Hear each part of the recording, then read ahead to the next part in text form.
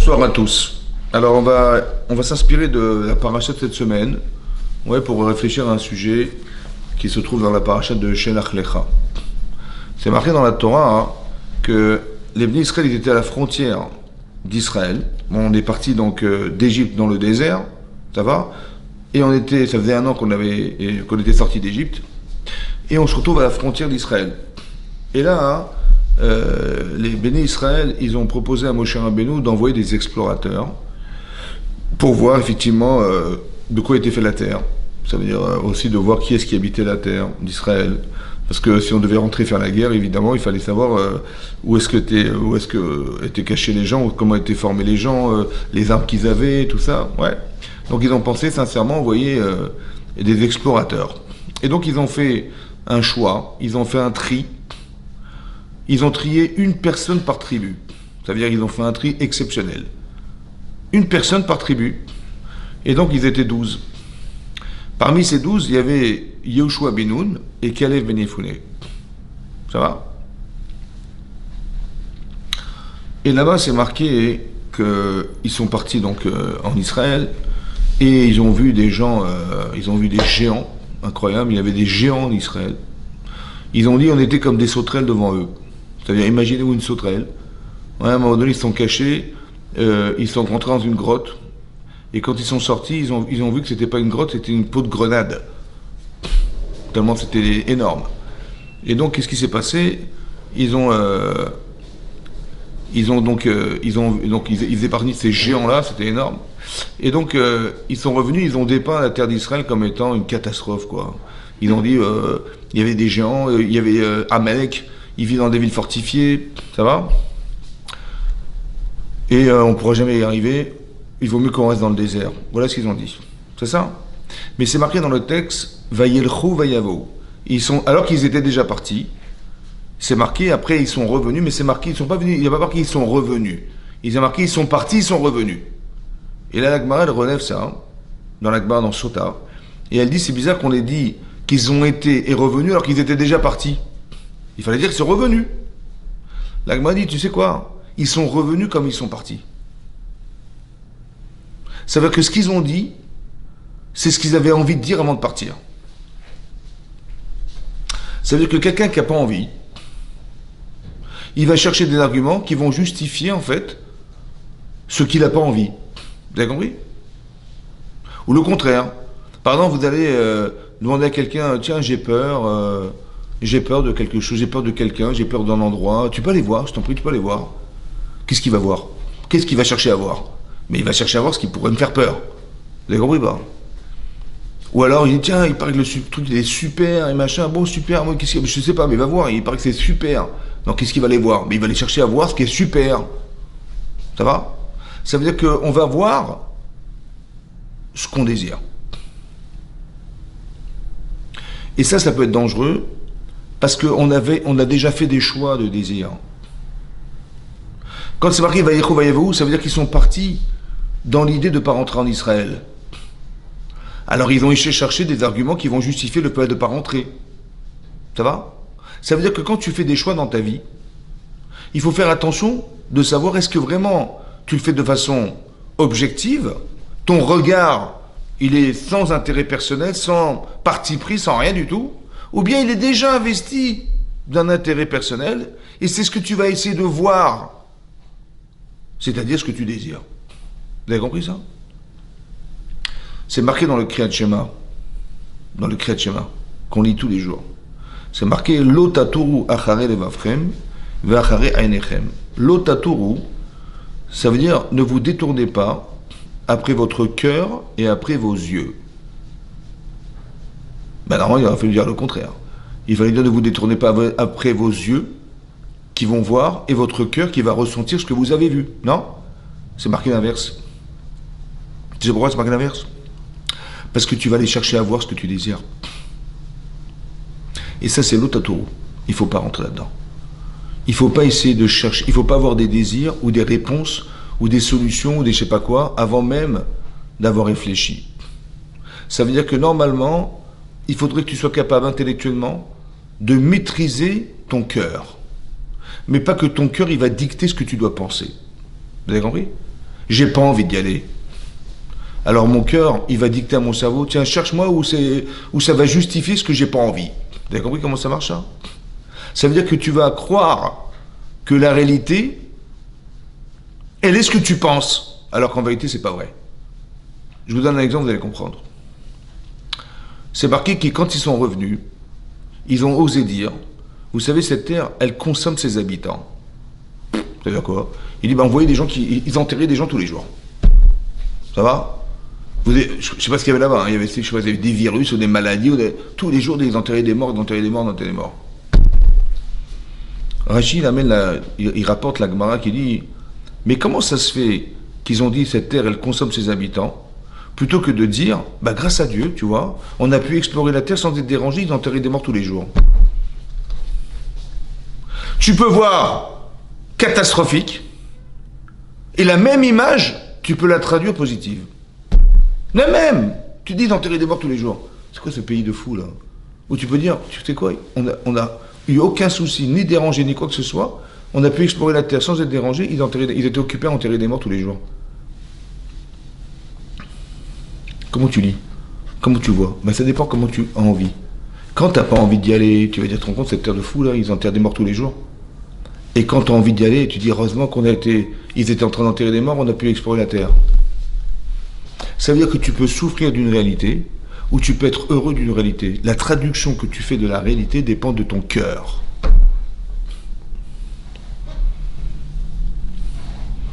Tu dis, mais pourtant, c'est bien ce que j'ai vu. Je dis, ouais, mais pourquoi tu l'as traduit comme ça? Traduis-le comme ça. Pourquoi tu as traduit que c'était une terre qui consommait ses habitants? Dis, grâce à Dieu, ils étaient occupés à enterrer des morts.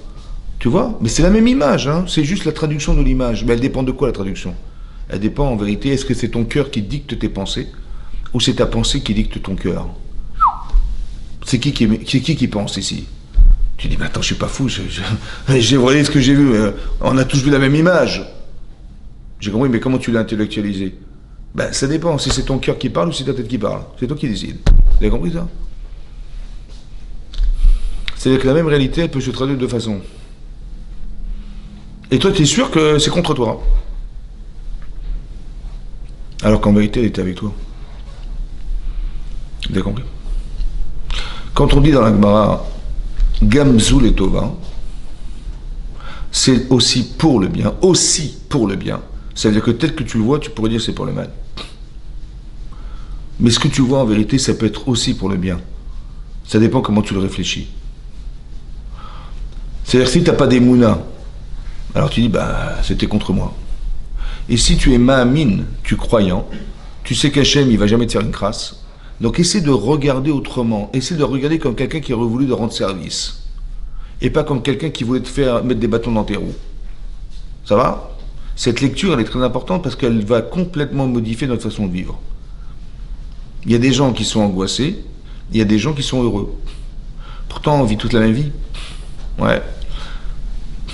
Comme je parlais avec quelqu'un au téléphone, là, une jeune fille, elle se sent harcelée par ses parents, elle se sent malheureuse, toujours accablée, toujours machin, pas aimée par sa famille, pas aimée par ses parents, pas aimée par ses frères et sœurs, pas aimée. Elle se retrouve toute seule, elle m'a dit, je deviens folle. Je dis parce qu'en fait, on vous a enlevé toute votre confiance en vous. On vous a culpabilisé. Votre mère, elle vous a harcelé. Elle vous prend pour une nulle. Elle n'a jamais confiance en vous. Elle a nanana. Alors qu'est-ce qui se passe? En fait, vous êtes malheureuse. Mais c'est ce qu'on a voulu vous faire croire. Et donc vous vivez avec ce filtre-là de l'angoisse permanente qu'on vous a introduit dans votre cœur. Et vous êtes sûr et certaine que tout ce que vous vivez, c'est contre vous. Ça va? Ben, j'ai compris qu'une fille qui est malheureuse, ben, ça ne donne pas envie d'aller la fréquenter. Hein. Donc ta sœur, elle dit, ah, t'as toujours discuté avec les gens, j'ai pas envie de me casser la tête. Elle dit, ah, mais les gens, ils sont mariés, ils ont des enfants, ils ont une famille, moi j'ai rien. Je lui dis, mais vous êtes dans un terrain d'angoisse parce qu'on vous a créé comme ça. On a fabriqué une angoissée, en fait. On a fabriqué une fille à qui on n'a pas confiance. Alors elle est malheureuse. Et donc elle va toute sa vie regarder en fonction de ce qu'on a dit d'elle. Ça va? Alors je lui dis, ben, faites abstraction de ça. C'est vrai que sur le livret de famille, il y a marqué Madame Untel, c'est votre maman. C'est vrai, sur le livret de famille. Mais est-ce que c'est une mère, ça? Il y a une différence entre la mère biologique et le comportement d'une mère. C'est pas la même chose. Vous avez compris ou pas? Je dis, oui, mais c'est quand même ma mère. Ben, j'ai compris. Mais Si tu penses qu'une mère, c'est comme ça qu'elle comporte, ben oui, c'est ça qui m'angoisse. Je dis, ben, au contraire, tu devrais te dire que ma mère, moi si j'avais été une mère, je ne me serais pas comporté comme ça. Donc elle n'est pas une bonne mère. Et si je regarde comme ça, je lui dis, bah, effectivement, je lui dis, je ne veux pas me rendre malade pour que quelqu'un qui ne se comporte pas comme ma mère. Vous avez compris ce que je veux dire? Je lui dis, mais arrêtez de vous angoisser la vie. Il me dit, ouais, mais quand même, c'est ma mère, c'est pas normal, rien, bah, elle parle comme ça, elle ne fait pas confiance, c'est pas ça. Et les gens m'insultent devant elle, elle dit rien, machin. Je dis, bah non, c'est pas une mère. Parce que moi, je sais que c'est une maman. Une maman, elle défend ses enfants, une maman, elle encourage ses enfants, une maman, elle va essayer de s'occuper, elle va faire attention de ne pas vexer ses enfants. Ça, c'est une vraie maman, ça. Mais manifestement, c'est votre mère, mais elle n'est pas une vraie maman. Ou elle n'est pas cultivée, ou elle n'a pas eu de formation dans sa vie, ou elle n'a pas... Vous avez compris? Ou alors elle vit l'ancienne génération de gens qui pensent que quand on accapte ses enfants, c'est comme ça qu'on les fait grandir. C'est toutes ces erreurs-là que vous vivez aujourd'hui. Eh bien, il faut être capable de faire abstraction de ça. Parce que vous le savez. Ça va? Et donc, prenez du recul, parce que cette angoisse, elle va vous suivre en permanence. Et à chaque fois, vous allez croire que ce que vous vivez, ah, elle m'a parlé comme ça, c'est que... Elle a une soeur qui, genre, par exemple, elle a 6 enfants, elle s'est occupée, elle me dit, elle ne téléphone jamais. J'ai compris, mais elle a une vie de famille qui est chargée quand même, tu vois. Et elle croit que non, ma soeur, elle ne m'aime pas, elle me téléphone pas, elle ne m'aime pas. C'est une façon de voir. Où tu dis, ah, bah, la pauvre, au lieu de dire, ah, elle doit être tellement occupée qu'elle ne m'a pas téléphoné, bah, je vais moi lui téléphoner. Ah non, non, non, si elle ne téléphone pas, c'est qu'elle ne m'aime pas. Vous avez compris ce discours-là? Parce qu'au départ, dans son cœur, elle ne se sent pas aimée. Alors elle va traduire ça, si on ne téléphone pas, c'est que tu m'aimes pas. Mais c'est pas ça qu'elle t'a dit. Mais oui, c'est comme ça que je l'ai traduit. Mais malheureusement, tu l'as traduit comme ça, malheureusement. Parce que tu ressens dans ton cœur des choses qui sont anxiogènes, et tu lis avec l'angoisse de ton cœur. C'est une façon de voir, hein, mais c'est une façon de t'enterrer, là. C'est pas une façon d'être heureuse. Et ça, il faut faire attention à ça. Pour ça que il faut toujours essayer de voir le côté positif. Et pas de se rendre victime de ce qui nous arrive. De se rendre victime de ce qui nous arrive. Parce que tu te rends victime, en fait. Tu te dis, non, non, je suis désolé, j'évacue tout ça, quoi. Ma tête, j'ai pas envie de polluer ma tête, ni mon cœur, parce que après je sais que je vais en souffrir. C'est qui perd? Ben, c'est moi. Parce qu'à quoi ça va servir de répéter des angoisses? Je dis, bah oui, mais j'ai fait le constat. J'ai compris, c'est un constat. Eh ben, t'es pas obligé de rester dans le constat. Dépasse. Tu dis, mais c'est comme ça. J'ai compris. Mais si ce que tu penses, ça te rend malade. Si tu veux être malade, il n'y a pas de problème. Vas-y, continue. Si tu veux attraper une maladie, vas-y, continue. Tu peux voir, tu peux dire, bah écoute, peut-être il y a des gens qu'il ne faut pas fréquenter dans la vie, peut-être. Ou alors tu as le courage de dire à tes parents, ou de dire aux gens qui t'anxiogènent la vie, de leur dire ce que tu penses. Développe ta personnalité, développe ton charisme. Ne reste pas la victime permanente de ce que les gens te disent sur toi. Ça va? Rebelle-toi, je sais pas, moi, fais quelque chose. Ouais. Et ça, hein, ça fait partie des épreuves de sa vie, ça. Encore une fois, l'épreuve, c'est pour arriver à s'affirmer. L'épreuve, c'est pour arriver à se bonifier, à être meilleur, à combler des carences. L'otatourou frame. Il ne faut pas se détourner après son cœur. Parce qu'on sait qu'on est fragile, on sait qu'on est influençable, on sait que le cerveau, avec un petit rien du tout, il peut nous faire changer d'avis, il peut nous faire avec, alors une souffrance, alors avec une angoisse, alors avec, je sais pas moi, des choses, a fortiori, vous avez compris ou pas? La Gemara dit donc tout vote là-bas, elle dit, il y avait un rave, qui s'appelait Rabbi Ishmael. Il était juste un juge. Un dayan, un juge. Mais il avait des champs à lui qu'il exploitait pour gagner sa vie, quoi. Et il avait employé un métayer, quelqu'un qui travaillait pour lui. Mais il était payé en nature. Ouais. Et donc ce métayer, il venait tous les vendredis amener au rave des fruits. D'accord? Mais les fruits, c'était les siens, qui lui apportaient des fruits, qui lui appartenaient, mais il lui apportait ses fruits. Ça va? Il dit la Gemara qu'un beau jour, ce métayer, au lieu de venir vendredi, il est venu donner à Rabbi Ishmael des fruits le jeudi. Et il dit, qu'est-ce qui t'a pris? Tu es venu jeudi, merci pour les fruits. Alors qu'est-ce qui s'est passé? Il dit, voilà, je suis venu parce que j'ai un jugement. Et je dois aller au tribunal et j'aurais voulu que vous soyez mon avocat, mon juge. Il a dit, je suis désolé, je pourrais pas. Il dit, pourquoi? Tu m'as amené les fruits un jour avant. Par contre, je peux te conseiller quelqu'un d'autre. L'Agma, elle dit que Rabbi Shmuel c'est un Tana, hein, c'est-à-dire qu'il est quelqu'un qui est très très très intelligent. Et la Gemara, elle raconte là-bas que quand il est passé dans les couloirs du tribunal, il entendait son métayer prétexter ça et ça et ça, il dit pourquoi il a dit ça, il devrait dire comme ça, il devrait... comme ça la Gemara dit, pourquoi il a dit ça, il devrait dire comme ça. Il s'est rendu compte en fait qu'il était influencé et que en fait il était en train de défendre quelqu'un qui objectivement normalement il aurait dû rester neutre. Il a dit si déjà mon métayer m'a amené mes fruits, mais juste parce qu'il me les a amenés un jour avant, ça m'a influencé. Alors imaginez-vous des gens qui donnent tout, qui donnent des choses qui ne leur appartiennent pas, on leur donne. Combien ça doit influencer le cerveau, ça?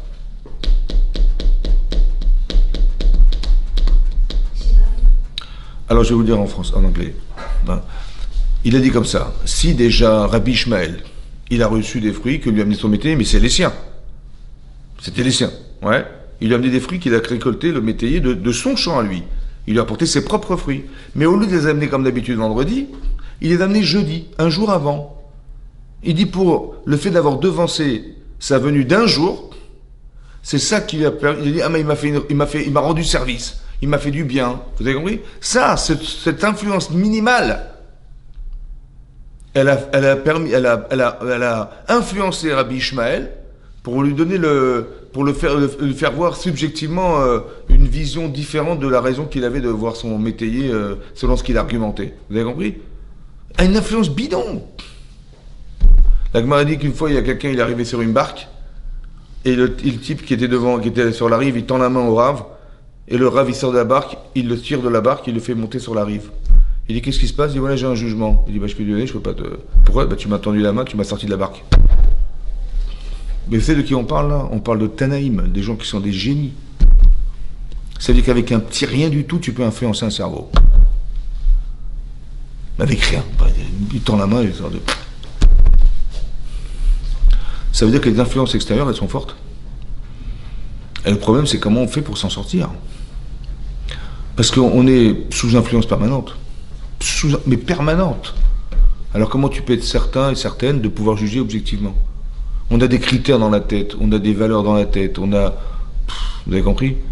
Et en fait, comme on a déjà des critères en tête, on va réfléchir, on va essayer de voir en fonction de ce qu'on a construit émotionnellement. Tu cherches une fille, tu cherches un garçon, tu vas chercher quoi? Tu vas chercher ce que tu ressens. C'est pour ça qu'il faut faire attention et de se dire, peut-être que je devrais réfléchir à ce que je ressens. Et voir si ce que je ressens est juste. Ça veut dire que, à la différence que le cœur il influe le cerveau, peut-être que je vais faire l'inverse. Par exemple, il y a des choses qui m'angoissent dans la vie, mais je vais réfléchir si ça vaut le coup. Qu'est-ce que je gagne et qu'est-ce que je perds à penser ça? Ce que je gagne, c'est que je m'angoisse. Et ce que je perds, c'est que je tombe malade. Ce que je perds, c'est que ma vie, elle est malheureuse. Ce que je perds, c'est que je ne peux pas travailler. Ce que je perds, c'est que... etc., etc. Vous avez compris ça? Je sais ce que je gagne, parce que je fais le constat de ce qui m'arrive. Mais qu'est-ce que tu perds, mon vieux? Tu sais ce que tu perds? Tu perds ta vie, en fait. Parce que ces influences, elles ont tellement de rapports psychologiques destructeurs qu'en fait, tu n'es plus toi-même. Tu n'as plus le courage de rien, tu n'as plus envie de rien, tu n'as plus machin, vous avez compris? Et ça, c'est interdit, ça. Il aurait fallu simplement réfléchir. Est-ce que ça vaut le coup ou pas? Ça vaut le coup ou pas? Tu ressens des choses dans ta vie, tu machin, C'est comme il y a une fille, elle m'a dit une fois, la pauvre, elle me raconte, elle me dit voilà, j'ai rencontré quelqu'un, on va se marier, machin, nanana. Elle a arrêté son travail, elle vivait à Paris, et l'autre il vivait en Israël. Ouais. Et il dit il faut que tu me rejoignes et tout, on va se marier, La fille elle a lâché son boulot, elle est partie en Israël. Mais elle était sûre qu'elle allait se marier avec lui, hein. Mais bon, la pauvre elle n'était pas très très religieuse, elle avait fait Teshuva, mais c'était un démarrage de Teshuva, et elle était vivre avec lui. Parce que elle dit voilà, je pensais qu'on allait se marier, pour moi on démarrait ma vie quoi. Et tu vois pas qu'elle tombe enceinte?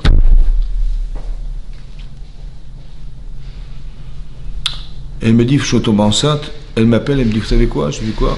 Elle dit voilà je suis enceinte et tout, et dès qu'il a su que j'étais enceinte, il m'a dit il faut absolument que tu avortes. Attendez, on va se marier, mais non, il faut que tu avortes et tout. Et puis attends, un mariage, je sais pas, on va voir. Vous avez compris ce qui se passe? Un sourd de rentrer là-dedans. Ça veut dire que la bonne femme, elle s'est pas prévenue, et aujourd'hui, elle est toujours pas mariée, avec son bébé, son truc. Vous imaginez ce que c'est ça, comme c'est grave? Parce qu'elle a cru, genre, voilà, elle a trouvé le... Est-ce que tu ressens est juste? Est-ce que tu connais la personne? Est-ce que tu peux t'engager à ce point-là? Est-ce que c'est des réflexions à avoir? C'est pas ton cœur qui définit ce que tu dois faire dans ta vie, c'est ton cerveau qui réfléchit. Tu dis, on sait jamais, attends, oh, je le connais, je tombe amoureuse de lui, mais attends, laisse-moi réfléchir. Moi, tant que je suis pas marié, on me touche pas, moi. T'as compris? Tu veux te marier avec moi parce que qu'est-ce qu'ils font les garçons? Ben, ils séduisent là, ils leur font croire monts et merveilles, et après les types, ils couchent avec, et après c'est fini, quoi. Ben non, désolé, tu veux m'épouser, il y a des règles. Tu comprends? C'est pour ça qu'il faut faire attention d'être chômeur ni guerre. Ça veut dire de faire attention de ne pas toucher les garçons et les filles. Parce que ça peut arriver à n'importe qui. Le problème, c'est que quand on tombe amoureux d'une fille ou un garçon, allez, va sortir de là, vas-y, maintenant, va essayer de te maîtriser. Ça va? C'est très compliqué, ça. Ou des gens qui font, ils connaissent quelqu'un, ils vont se marier dans 3 ans, quoi. Ouais, d'accord. Enfin, attention. Parce que là, c'est ton cœur qui réfléchit, c'est pas ton cerveau qui réfléchit. C'est très dur de maintenir des passions, de maintenir des envies, c'est très dur. Et donc, il faut faire attention à ça, parce qu'après, le regard qu'on a, comme des gens qui ont des déceptions. Ça veut dire que le cœur, il est tellement puissant au niveau émotionnel que le cerveau, il trouve pas de solution. Il y a des jeunes, par exemple, des jeunes qui sont follement tombés amoureux d'une fille, et le type, la fille, elle l'a lâché, le type, il s'est suicidé, quoi. Parce que son cœur, il est tellement puissant, l'émotion est tellement forte, que son cerveau, il trouve pas de solution. Là, il propose une solution d'éviter la souffrance, le type, il s'est jeté dans le métro, quoi. Vous avez compris? C'est la solution à la souffrance. Mais non, c'est pas la solution. Il aurait fallu plutôt que ton cerveau, il exécute ce que tu ressens. Il aurait mieux valu que ton cerveau, il analyse ce que tu ressens. C'est pas pareil. Il faut apprendre aux gens à réfléchir. Ouais. Il est marqué, ne te tournez pas près ton cœur et tes yeux. Ben oui, parce que ton cerveau, il va voir ce que tu as envie. Il vaut mieux que ce soit l'inverse. C'est pas lui qui dicte c'est pas lui qui va te dicter ce que tu dois faire. C'est ton cerveau qui va dicter. Et quand tu es intelligent, tu comprends. C'est quoi d'être intelligent? C'est d'arriver peut-être des fois dans la vie, au lieu de dire je, de dire il. Pas je vais vivre, j'ai vécu ça, je vais vivre ça, j'ai envie de ça, dis il. De façon neutre. C'est pas toi, c'est il. C'est qui il? Ben c'est A. Et c'est B. Comme il y a des filles, elles sont tombées dans le panneau, elles rencontrent des garçons et tout ça, et leurs parents ils disent mais non mais c'est pas pour toi, c'est pas bon et tout ça, et regarde ce qu'il fait, machin, et la fille, ou le garçon, il dit non, ils vont tout le temps argumenter pour expliquer, pour justifier un désir. Vous avez compris? J'ai tellement envie de l'épouser, la fille, que voilà, je vais pas pouvoir écouter ce qu'ils me racontent les gens, parce que c'est une souffrance que je peux pas supporter. Ou la fille va dire non mais c'est lui, c'est mon zibou, qui maintenant, c'est cette fille que je veux épouser, etc. Et finalement, qu'est-ce qui s'avère? Il s'avère que c'est pas forcément celle, et elle n'est pas capable d'écouter ses parents ou les gens qui la conseillent le contraire. Pourquoi? Parce que c'est le cœur qui dicte. C'est pas le cerveau qui pense. Au lieu de dire j'ai pas envie de prendre des risques, parce que peut-être qu'ils ont raison. Eh ben non, elle prend le risque, la fille. Mais comment c'est que tu prends le risque? Parce que c'est son cœur c'est ton cœur qui dirige. C'est pas toi qui dirige. C'est ça le problème. Il faut jamais que ce soit le cœur qui dirige. C'est-à-dire que tu as envie de certaines choses. Eh ben d'accord, ok, pas de problème, on va réfléchir. Il faut toujours garder une forme de neutralité qui permet de juger est-ce que ça vaut le coup ou pas. Toujours, c'est comme ça. Et pas le contraire. C'est pas que tu vas faire tout ce que tu as envie. Ouais. C'est comme tu dis, tu vois les enfants, pourquoi t'as fait ça? Ben j'avais envie. Ben j'ai compris, mais t'es pas obligé de faire ce que tu as envie. Des fois c'est interdit, des fois c'est pas bien, ouais. Et c'est pas bien pour toi. Je dis, ouais, mais j'avais envie. J'ai compris, mais t'es pas obligé de suivre ce que tu as envie. Ça va? Tu dis, mais sinon je suis pas libre. Non, c'est l'inverse. C'est là que tu es prisonnier. C'est de croire que de faire ce que tu as envie, c'est ça ta liberté. Mais non. C'est faire ce que tu peux faire, mais pas ce que tu as envie de faire. Des fois, ce que tu as envie, c'est pas bien. Donc, il faut savoir analyser ce qu'on a envie dans la vie. Ouais. C'est ça, faire même le choix du partenaire, c'est pareil. Ouais. Mais c'est important. Pourquoi c'est important? Parce que cette vision-là, elle permet à Hachem quand on est cohérent, de nous proposer quelque chose de cohérent. Que si on a du mérite, alors Hachem il ne voudra pas proposer quelque chose qui nous paraît incohérent. Alors il va attendre. Jusqu'à ce qu'on soit cohérent avec soi-même. C'est-à-dire, qu'on puisse voir.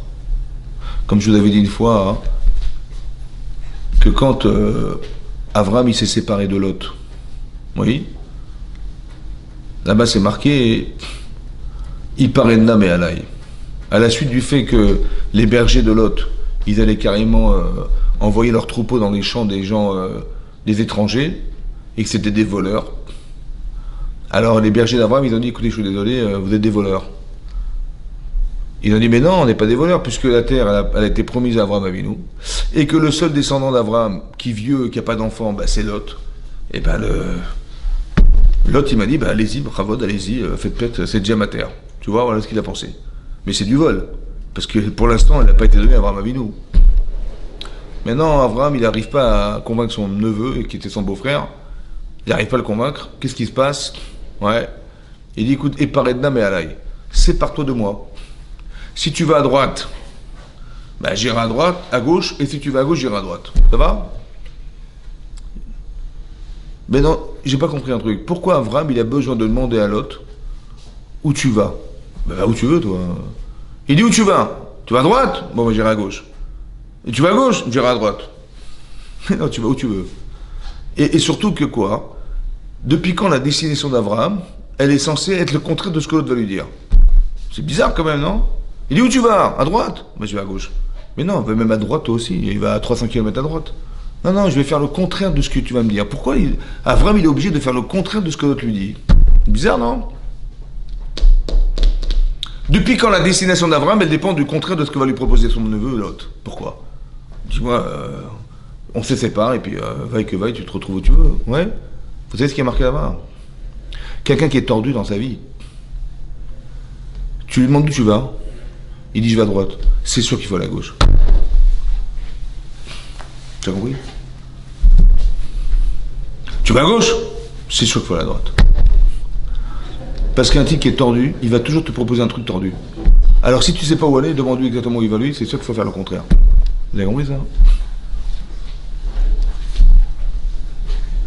Parce qu'il ne sait pas choisir. Ou bien ses choix, ils sont déjà déterminés. C'est marqué dans la Torah qu'avant de se quitter, Lot, il a levé les yeux. Il a vu la contrée du Jourdain qui était verdoyante et ruisselante. Et riche et tout ça. Et il a dit à Abraham, il dit, je vais là-bas. Pourquoi la Torah a besoin de nous dire qu'il a vu cette contrée merveilleuse, ruisselante, riche et tout ça? Pourquoi faire?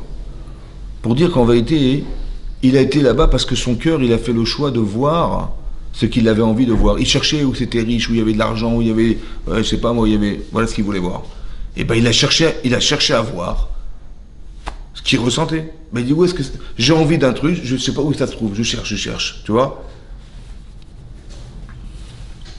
Il ne faut pas que ton choix il soit déterminé par ce que tu ressens, mais ce que tu penses. Tu dis où est-ce qu'il est parti? Il est parti à Sodome. Mais Sodome, c'est exactement le contraire de tout ce qu'il a suivi d'Abraham. Abraham, c'est un homme il fait l'hospitalité, il reçoit des gens, il rend service, etc. Et là, tout à coup, bizarrement, il va se séparer d'Abraham, il va faire un choix inversé, c'est-à-dire, il va aller à base d'homme où on a une interdiction carrément, condamné à mort celui qui fait l'hospitalité. Mais comment c'est possible que M. Lot, il a suivi aveuglément Abraham Avinu pour ce qui représente Abraham Avinu, et tout à coup, à la croisée des chemins, il fait le choix inversé de ce qu'il a choisi au départ? Comment c'est possible? Vous avez compris ça? Vous savez pourquoi? Parce qu'Abraham Avinu, il a fait des choix difficiles. Il a dû quitter son pays, il a dû quitter sa maison, il a dû quitter ses parents, il a dû quitter l'endroit où il avait formé des gens, son environnement, là où il est né. C'est dur de quitter. C'est dur d'être déraciné dans l'endroit où tu vis. C'est dur de faire le choix d'aller ailleurs. C'est un prix, ça. C'est un prix. Mais comme c'est dur, d'un côté c'est dur, mais d'un côté ça forge. Parce que si demain je te dis, tu sais quoi, on va aller à Sodome. Et qu'est-ce qu'on va là-bas? On va faire de l'argent, je sais pas ce que... J'ai dit, attends, j'ai pas compris, mais là-bas, c'est la corruption la plus grosse. La plus grande corruption, c'est là-bas, tu vas trouver. Ça va? C'est 100 fois ni loi, etc. Ouais, mais t'inquiète pas, on va s'arranger. Mais pourquoi tu te forces à vouloir t'arranger? Va ailleurs. En fait, c'est parce qu'il a déjà décidé. Il a vu que c'était magnifique, c'était riche, etc. Ça veut dire qu'il a déjà décidé émotionnellement. Donc son cœur, il a vu ce qu'il avait envie, et c'est ça qui a basculé, vous avez compris? C'est pour ça qu'il a fait ce choix. Alors je préfère que tu fasses un autre choix. Abraham, il est neutre, vous avez compris? En fait, il avait déjà choisi dans son cœur ce qu'il avait envie, et c'est ça qui a tout transformé dans sa façon de voir. Et c'est ça qui lui a fait rater sa vie. Parce qu'il avait déjà décidé.